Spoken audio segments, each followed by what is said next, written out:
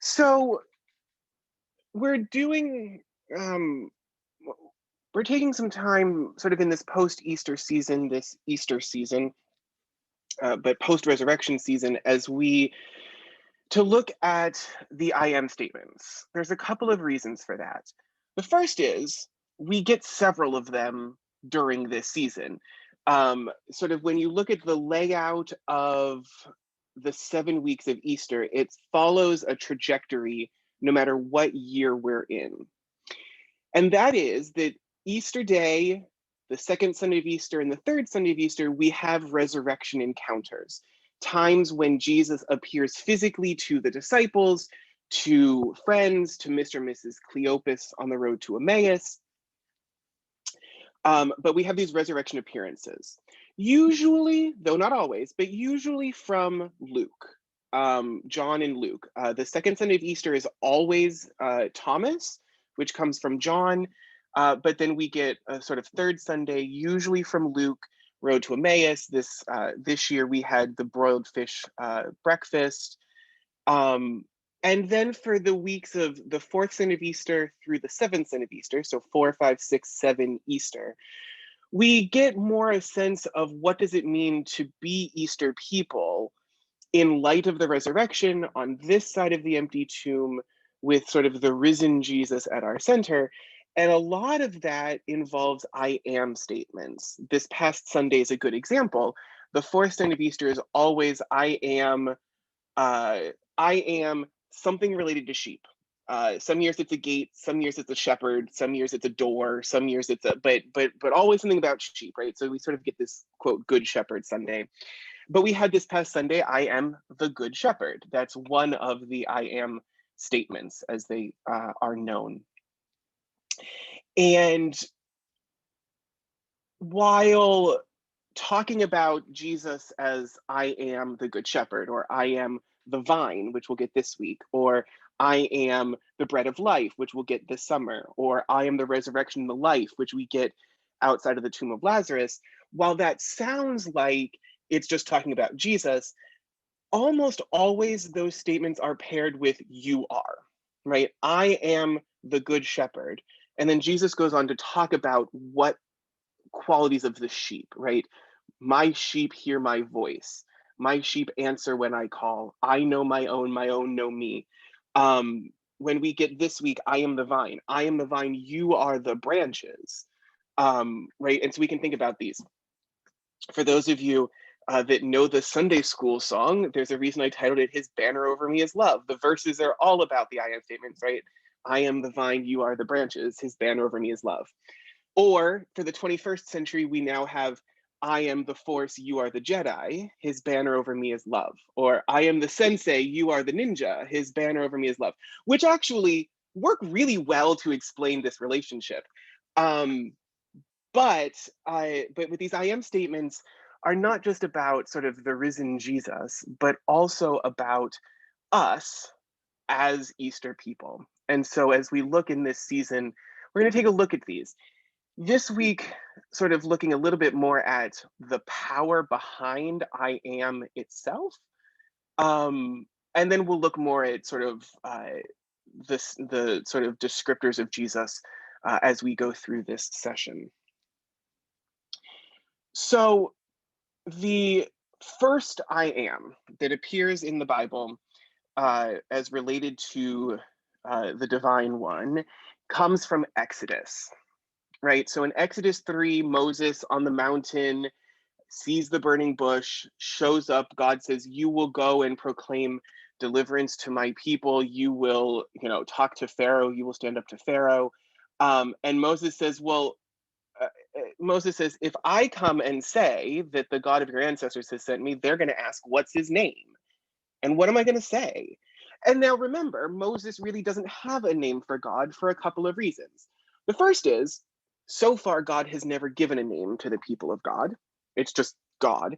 But second of all, because Moses wasn't raised a Hebrew, right? He was raised an Egyptian. So what name should I tell them? And God said to Moses, I am who I am. And God said further, thus you shall say, I am has sent me to you. This is the first time that we get I am. Now, the interesting thing about this is that with the way that dead languages work, we sort of always translate it as I am who I am because that makes the most sense to our English ears. But it's really a general state of being. I am who I am, but also I will be who I will be, and I could be who you want me to be, right? I mean, there's this um it's really this back-to-back state of being. Um and it can be present or future. Um and I often think I will be who I will be makes a lot more sense for God because we get multiple experiences of who God is.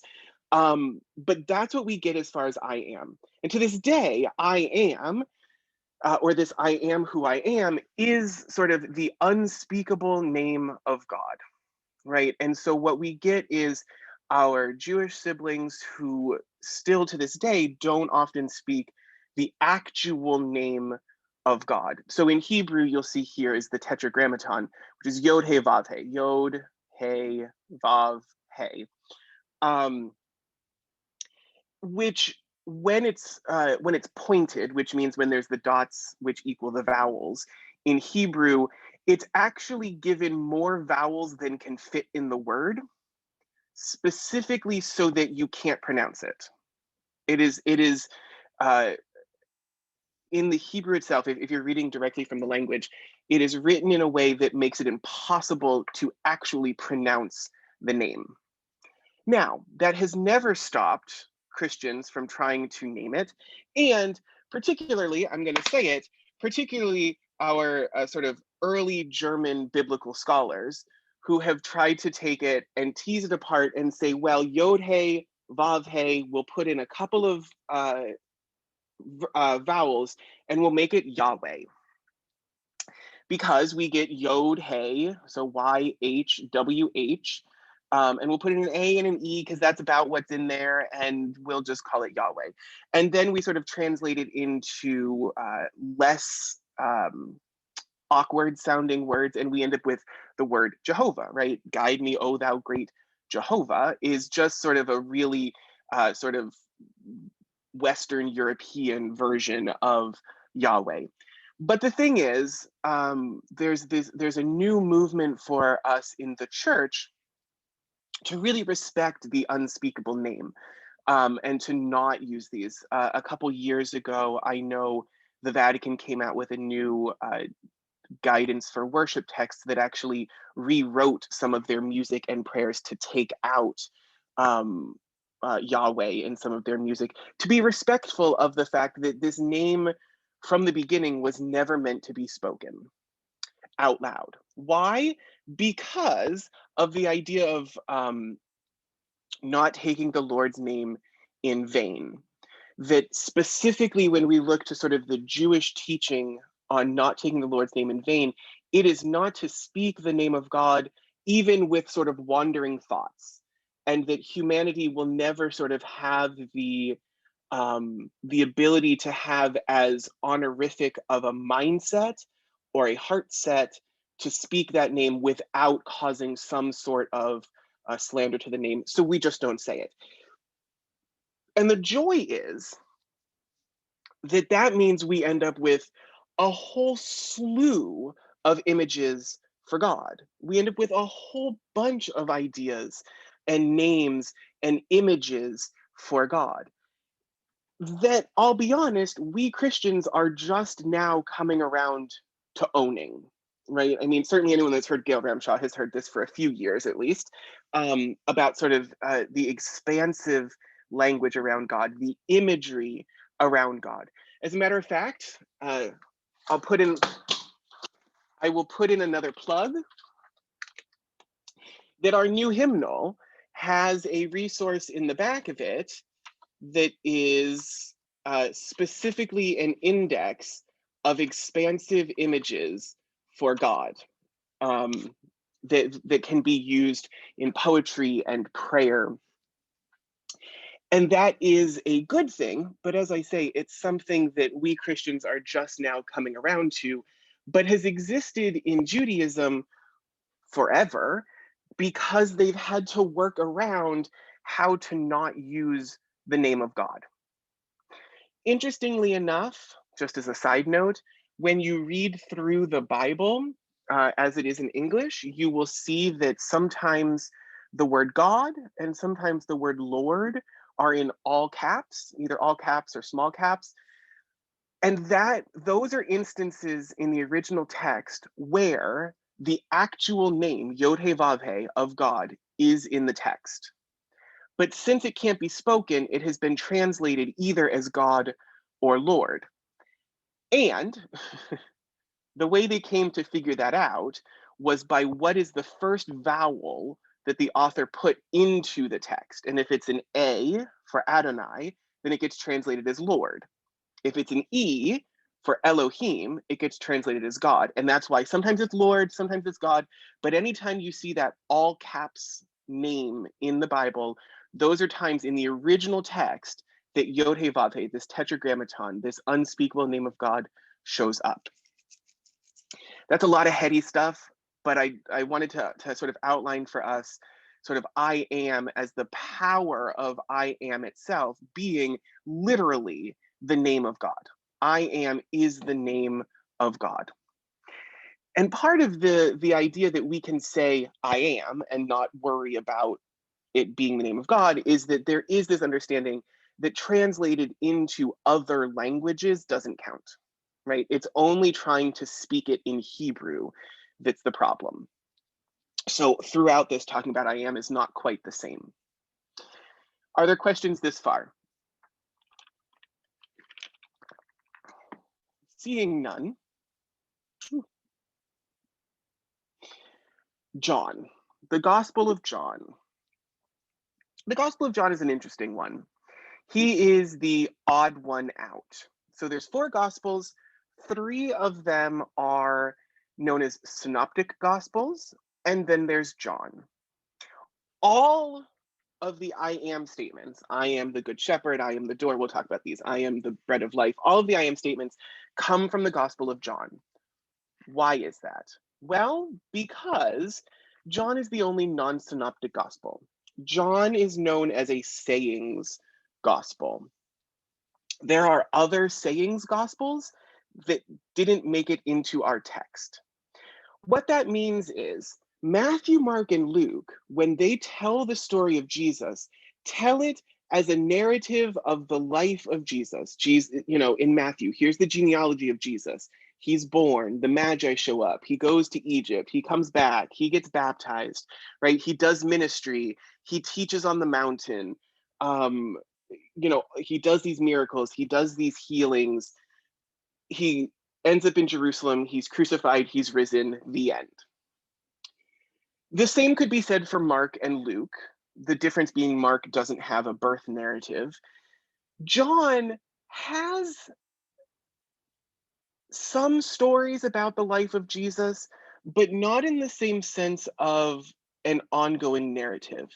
We don't get the and then Jesus traveled here and then Jesus went there. John's always and on the 7th day Jesus was in Cana of Galilee and at a wedding. Just out of nowhere he shows up. We get we get the first sign, right? John has no miracles. John has signs and wonders is what he calls them. And they're bigger. They're a bigger deal in John. And we'll talk about some of those. But John is really these episodes in the life of Jesus, usually around big teachings, right? So that we get, John starts with, in the beginning was the Word. Next thing we know, Jesus is fully grown getting baptized. Next thing we know, he's in Cana of Galilee, where he transforms water into wine. But we also get the whole teaching of this is not yet my time, and yet it is my time, and serving wine first. And then we move on to, and then we bump from Cana in Galilee, just bada bing, bada boom, Jesus is hanging out and Nicodemus shows up. And we get a whole chapter in John 3 of Jesus meeting with Nicodemus.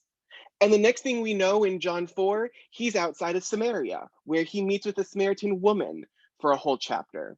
And then in chapters 5 and 6, he's feeding the 5,000 and teaching them about I am the bread of life. And that, right, I mean, so we get these episodes that we can map back into the story of Matthew, Mark, and Luke, but there's not the same sort of um, it wouldn't make a great novel. Let's say that. It wouldn't make a great novel. It's a great collection of sayings. And so it's known as the sayings gospel. As I was saying, there are several other sayings gospels that did not make it into the Bible, largely because they have even less of a story and much more of a bullet list of, and Jesus said, here's 2 lines. And Jesus said, and here's 2 lines. Basically, someone was in the back of the class and sort of jotted down on a notepad the interesting parts of what Jesus was saying and put them, and so there's plenty of sayings. One example is the Shepherd of Hermas, another is the Gospel of Thomas. But that's what makes John and these other gospels different from what is known as the synoptic gospels. It's just the style of the gospel itself. The reason why John was included as a gospel in the Bible is because John was becoming very widely used in the church around the time that the biblical canon started being collected. Why? He was being used more widely because the language and the style, this sayings gospel style, but particularly the poetry of John 1, stands in direct opposition to Gnosticism. And Gnosticism is a thought process in sort of the Hellenistic world that's creation is bad, that we need to sort of escape creation itself. It's all about right knowledge. Do you have the right thoughts? Do you have the right words? Do you have right? It's a very heady religion / philosophy. It was on the rise around the same time as early Christianity, and John, in his style, was able to be mapped onto, well, you say this, well, we say this, right? And so it was able to be used hand in hand against Gnosticism. The idea of the logos, Jesus as the word, right? In the beginning was the word, and the word was with God, and the word was God. All things came into being through the word.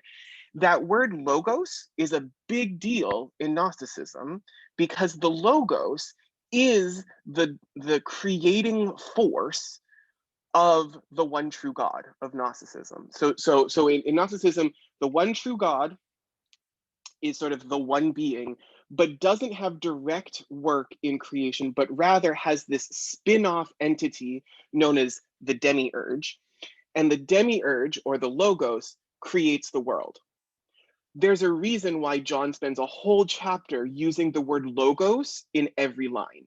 Because what he's saying is, you've heard this idea of the creating force of God, that's Jesus. And I'm going to tell you the story of Jesus. And it's also why so much of what John talks about and why all these I am statements and all these sayings of Jesus become so important, because John's gospel is about, what do you know? Do you know it? Here's what you need to know. And so that's why John gets included, even though he's so very different in his style from Matthew, Mark, and Luke. Questions? So Matthew, Mark, and Luke have none of the I am statement. Is that right? We often sort of get confused.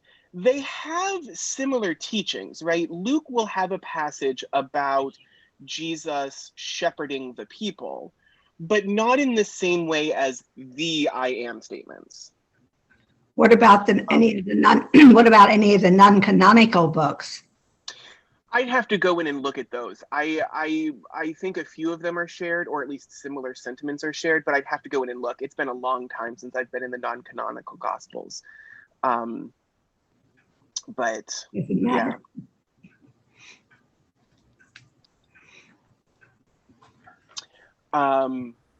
But yeah, so Matthew, Mark, and Luke focus much more on healing,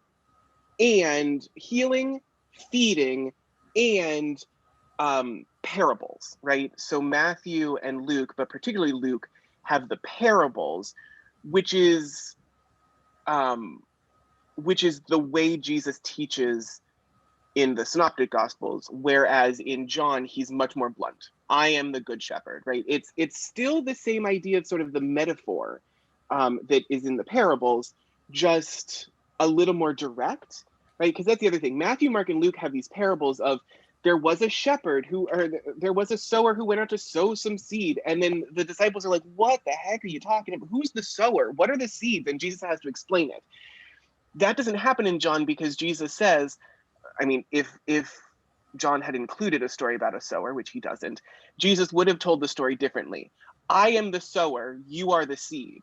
I scatter you that you might, share the word or whatever. That's sort of the way John would do it. So he's a little more direct. Catherine. So is Gnosticism, was that a heresy that the main... Yeah, so Gnosticism is a very Greek philosophy that arises around the same time as all of this and does bleed over and sort of get adopted by some of the early Christian communities that does get labeled a heresy. Mostly it gets labeled a heresy because it denies the goodness of creation. So the idea of Gnosticism is it's always about trying to get out of the created being, right? The physical, tangential body is bad.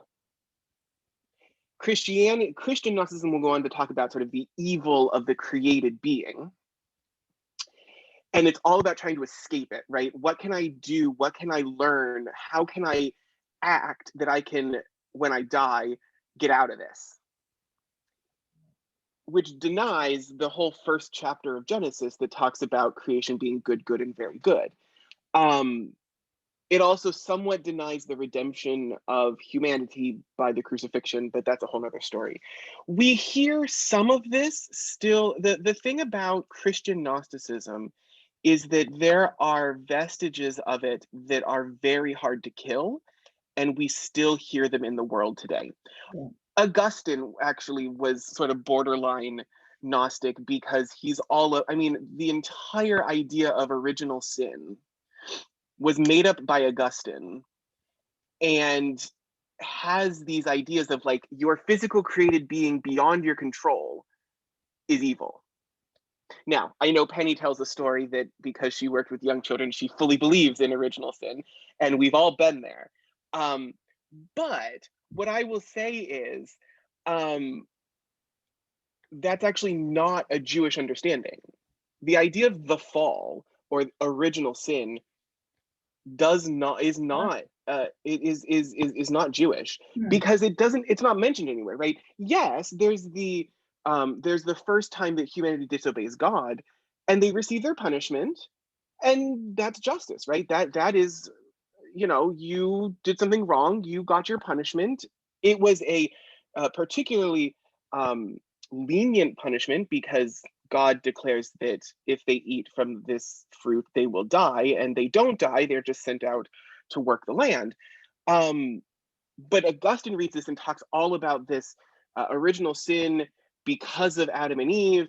It becomes to the present day sort of in some sects of Christianity still is taught, original sin being connected to the sort of evil of the less than perfect sexual act, right? And we get into all of these things, but it bleeds into these things, right? I mean, it bleeds into our present day when we have conversations about who can be a pastor, right?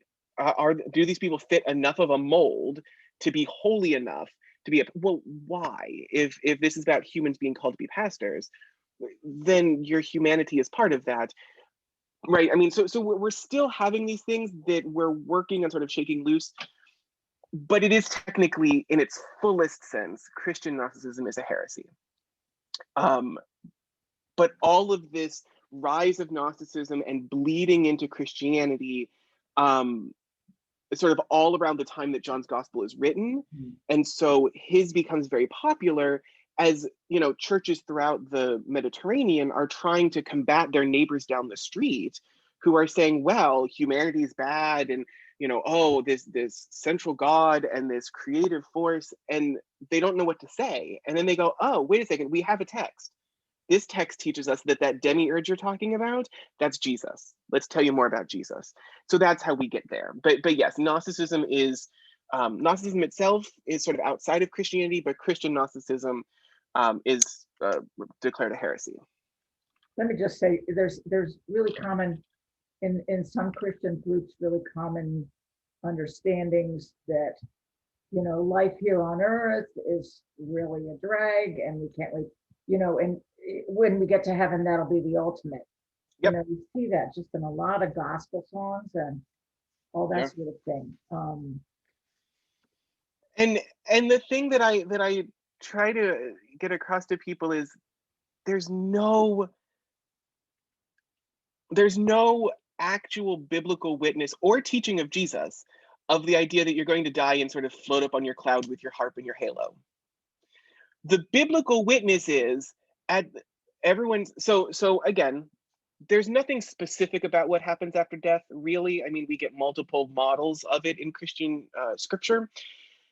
But generally, the one I think that fits the best to the multitude of examples we have is the idea that we all take the great dirt nap, right? So we die, we take a nap to rest from our labors, because what we actually have witness of is, and on the last day, Christ will come back, right? It's the idea of the heavenly Jerusalem descends out of heaven to earth, which is the entire story of Jesus. The entire story of Jesus is, y'all need some help, and God comes down out of heaven to do so. And to think that that's not going to happen again, I mean, that's what we proclaim, right? And will come again. But yes, all of these ideas of like, oh, I'll fly away, right? I'll fly away. Someday I'll sit on a cloud, playing my harp, right? Or worse yet, you get the models of, I'll get my heaven, you'll get your heaven. But all of those ideas are really not, I mean, right? Jesus's idea of the kingdom of heaven, right? The kingdom of God, the reign of God, the kingdom of heaven is always about things that happen here and now, right? I think it's a much better biblical witness that the kingdom of heaven is possible tomorrow when we realize that there is enough to go around if we share it the right way, right? When we realize that people can be taken care of if we care for our neighbor, there is enough. And that does help to alleviate the things like hunger and poverty and homelessness, right? Is that when we realize that there's enough to share and no one person needs to have trillions of dollars. And that seems to be more the model. But yes, all of those things are these ways that this early Gnosticism holds on. And John's gospel is part of, in the early church, trying to combat that. Ooh, keep clicking out. Okay.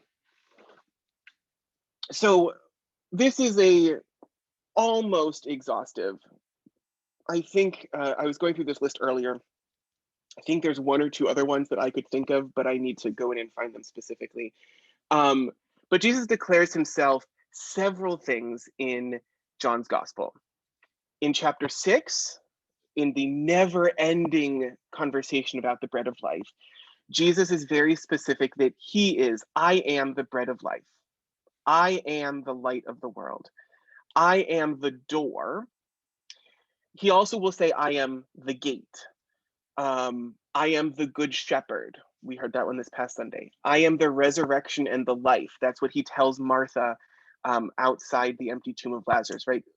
Lord, if you had only been here, my brother would not have died. Do you believe? Yes, I believe that, we will see the Messiah. And that he will be raised on the last day. And Jesus says, I am the resurrection and the life. So right now it is possible. I am the way, the truth, the life. I don't like the and in that list. So that list comes, way, truth, life comes like that in the text. I don't like the and. So I am the way, the truth, and the life. Because the and isn't in the original text. And I think that there are ways for us to understand the relationship between way, truth, life But anyway, I am the way, I am the truth, I am the life. No one comes to the Father except through me. That's what Jesus answers when Thomas says, Lord, we do not know the way. How can we follow where you go? And he says, I am the way, the truth, and the life. No one comes to the Father except through me. And yet, those who have seen me have seen the Father. And then what we'll get this Sunday is, I am the vine. The interesting thing for us to think about with these I ams is that they are spread out, right? So they're every chapter. But the resurrection and the life outside the tomb of Lazarus is sort of the last teaching Jesus does before what we would think of as Holy Week. It's the last teaching before the Passion. So in chapter 11, all of chapter 11 is the story of the resurrection of Lazarus. John 12 is the triumphal entry into Jerusalem, and John 13 is the washing of feet. Now, we'll talk a little bit about this next week when we talk about the bread of life. There is no Last Supper in John, but the teachings about being the way, the truth, and the life, right? All those who come to me, follow me to the Father. Thomas says, how can we follow you? We do not know the way. We do not know where you're going. How can we know the way? I am the way, the truth, and life. And then the idea of the vine and the branches, those I am statements come during what's known as the final discourse, right? This is part of what Jesus teaches in the Garden of Gethsemane. So in chapter 13 of John, Jesus has washed the feet. As I have washed your feet, go and wash the feet of others. Then, having sung the hymn, they crossed the Kidron Valley to a garden that they knew and met in often. And for 5 chapters, Jesus teaches things. And a lot of what we get post-Easter is actually looking at those texts because they only make sense on this side of the resurrection. But that's where but chapter 14, 15, 16, and 17 in John are where we get what you've heard me affectionately called the cuckoo-ca-choo passages, right? Those are the, if I abide in you and you abide in me and we abide in each other and God abides in us, then we will abide in love, and right, all of that stuff is what happens in chapters 14, 15, 16, and 17. It's a long teaching that Jesus does, because if we go back to this idea of Jesus as the knowledge, the logos, the creative force, Jesus is always in control in John. So there's none of this praying in the garden that this cup might pass. Jesus takes the power and authority of that moment to keep teaching, right? To say, hey, it's going to get real. Bad things are coming. You're going to wonder a lot of things, but hold on to these things that I'm teaching you. And they make more sense now on this side of the resurrection. So that's where we get a lot of these passages. Speaking of which, there are 2 occasions when Jesus uses what I'm calling an out of the ordinary I am. In chapter 8, Jesus talks about I am, but people say, oh, well, how can this be? Because of, Abraham. And Jesus says, before Abraham was, I am. Which in English, we always go, what were you? Like before Abraham was, you are what? Because it's not grammatically correct. In Greek, it's not grammatically correct. Because we would expect it to be, before Abraham was, I was. But it's before Abraham was, I am, is a powerful statement, because what's happening in that moment as Jesus is talking to Jewish folk is that Jesus says, very truly, I tell you, before Abraham was, Yahweh, Yod-Heh-Vav-Heh, right? I am. Jesus names the name of God in that moment. He would have done it in probably Greek or Aramaic. But there's power in that moment, because he, in that moment, is drawing the connection between himself and God. So it becomes very powerful. Equally powerful, and we completely lose it in English, is in the Passion narrative, in the garden.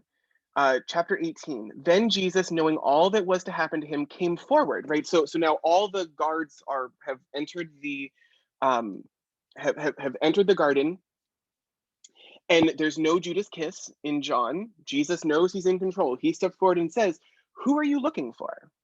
And they answered, "Jesus of Nazareth." And Jesus replies, "I am." Now, in English, we often have translated this as "I am he." But the actual Greek is ego eimi, I am. We've added the he because, again, it makes more sense to our English speaking ears and is more grammatically correct to say I am he. But the actual thing that Jesus says, so who are you looking for? We're looking for Jesus of Nazareth, and Jesus says, "I am." And then what it says, when Jesus said to them, "I am," they stepped back and fell to the ground. Why? That sentence makes no sense unless we think back, unless we keep it translated as "I am," because that "I am" has the power of Yod He Vav He.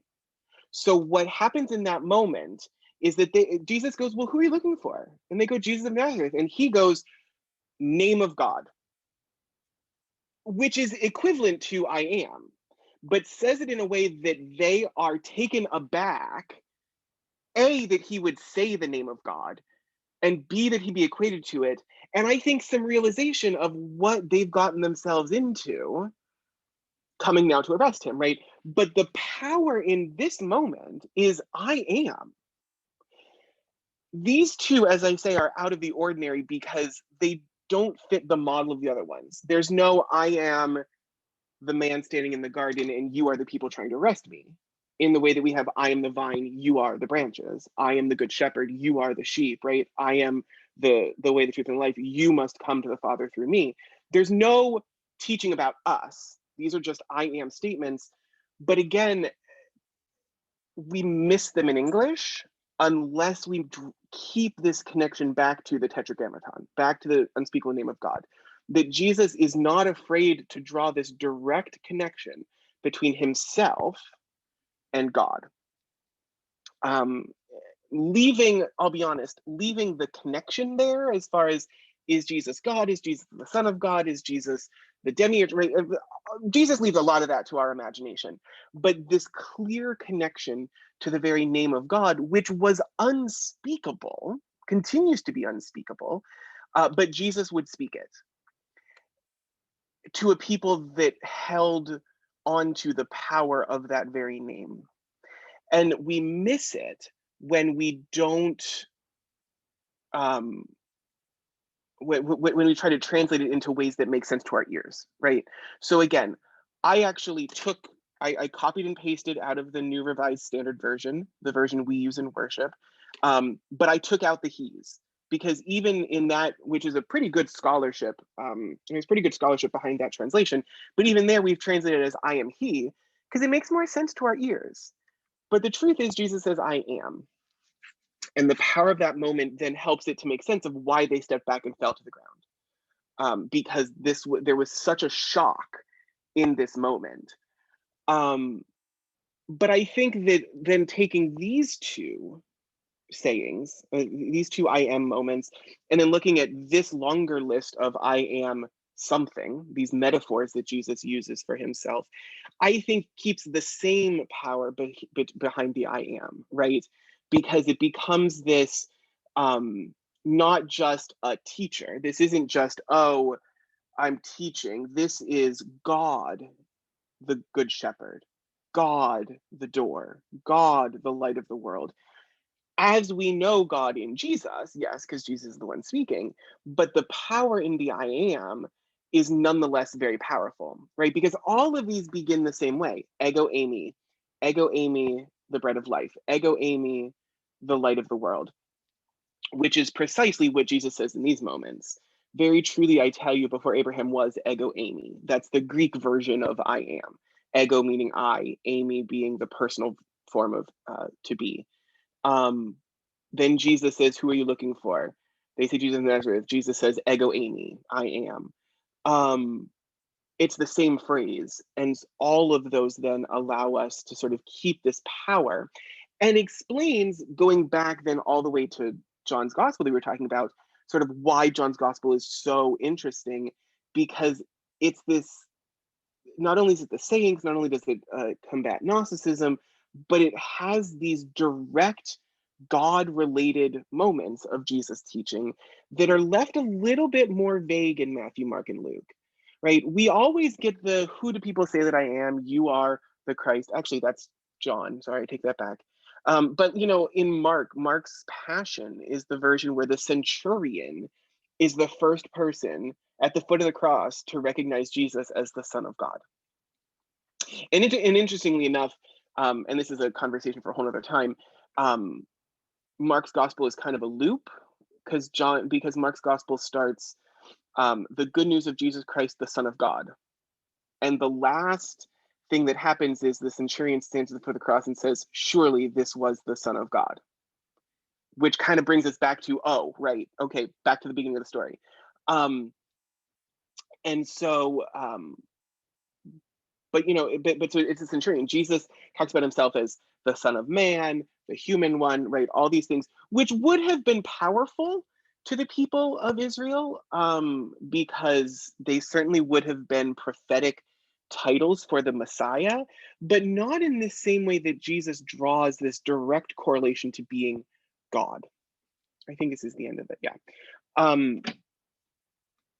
The reason then why we talk about these and use these in these sort of post-resurrection Sundays is because, as I said, they are often paired with you are. I am the vine, you are the branches, right? I am the bread of life. You who eat of me shall live, right? And so what we have on this side of the resurrection is knowing the divinity of Jesus because of the resurrection. It makes sense then that he is the bread of life, the door, the gate, the good shepherd, right? Those things make sense. And so because those things make sense, then we can take more fully into the you are, or the what to do, right? Or what is the makeup of the flock of the good shepherd, right? And so we are able to then shape what it means to be Easter people in light of the matching teaching from Jesus, which makes sense because of the resurrection. So that's why we sort of end up with these several weeks of I am statements. The problem is, as you've heard from this, you know, from what I've said so far, it's equally circular. That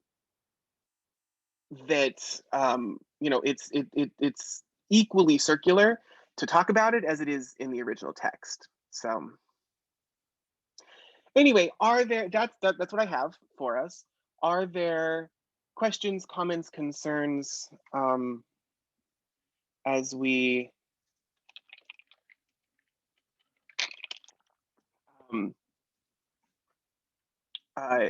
sort of conclude our time?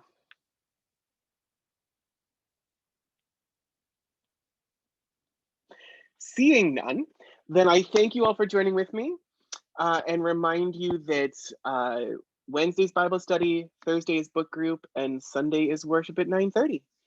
And oh wait, Carol. I wrote a comment. I don't know if it's just about the I am statement. That would have been from what God told Abraham was his name, God's name.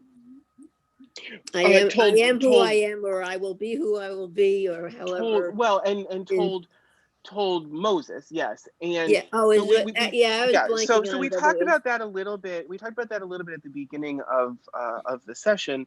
Oh. And while I agree with you that the disciples would have known sort of the connection in the garden because it was specifically I am, there's still the idea that it takes the resurrection for it to sink in, right? Because that's often the response that everybody has is, had we but known, right? Our hearts were burning within us. Oh, everything makes sense now. Right? Because that's what Jesus says throughout, certainly in the Gospel of Mark, is all about, he told them to keep quiet until after the Son of Man had been risen from the dead. And they wondered to themselves what this resurrection might mean, right? And so while they would understand in the moment the power of using I am, that he wasn't a crazy man using the name of God only makes sense after the resurrection. So, but yes, Right. thank you for that. Well, And the that, idea I that think they is- fell down is like, Yeah. they would be like, oh, Mhm, got it. exactly. All right. Did you have a comment, Catherine, or were you just? I wanted to ask Carol a question afterward. Oh, yeah. after Everybody else is Uh-oh. done. I wanted to call you, Carol, but I'm not sure I have your number. But Oh. that has nothing to do with our little session, so, but I wanted to chime in because then I would lose you and I wouldn't be able to find you. No worries. All right, folks. Well, then I will see you Wednesday or Thursday or Sunday.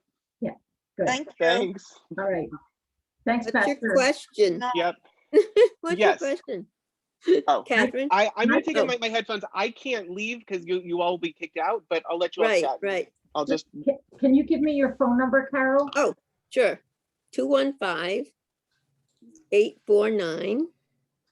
215-849-4077. Okay, good. Can I call you now? Sure. Thanks, Pastor. Bye.